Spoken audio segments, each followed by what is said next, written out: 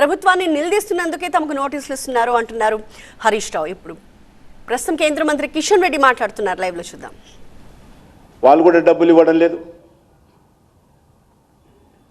సింగరేణి ఉత్పత్తి చేసేటువంటి విద్యుత్తు తెలంగాణ ట్రాన్స్కో తీసుకొని దానికి సంబంధించినటువంటి నిధులు కూడా సింగరేణికి ఇవ్వలేదు. ఇదంతా కూడా సింగరేణి కార్మికుల సొత్తు. సింగరేణి కార్మికులు తమ రక్తాన్ని చెమటగా మార్చి ప్రాణాలను పణంగా పెట్టి భూగర్భంలోకి వెళ్ళి పనిచేసి సంపాదించేటువంటి డబ్బు, ఈ యొక్క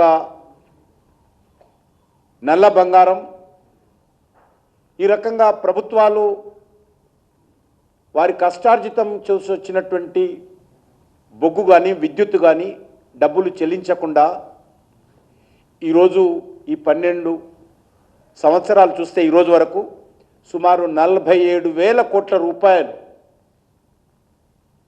తెలంగాణ ప్రభుత్వము సింగరేణి కార్మికులకు ఇవ్వాల్సి ఉంది. 47,000 కోట్ల రూపాయలు.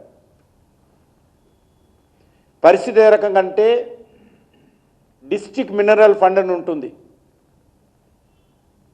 ఎక్కడైతే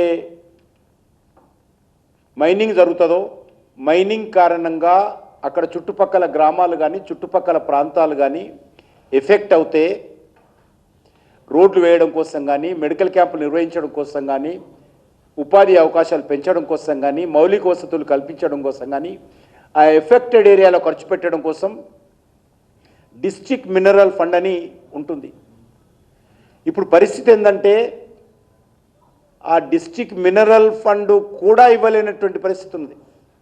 సుమారు 1,500 కోట్ల రూపాయల జిల్లాలకు ఇవ్వాలి సింగరేణి, కానీ సింగరేణి డబ్బులు లేని కారణంగా జిల్లాలకు ఇవ్వలేదు.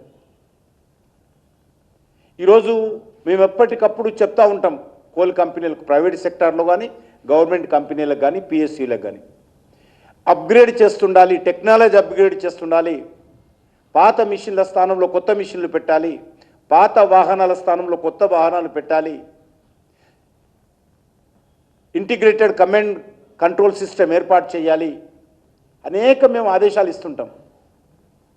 కానీ సింగరేణిలో చేయలేనటువంటి పరిస్థితి.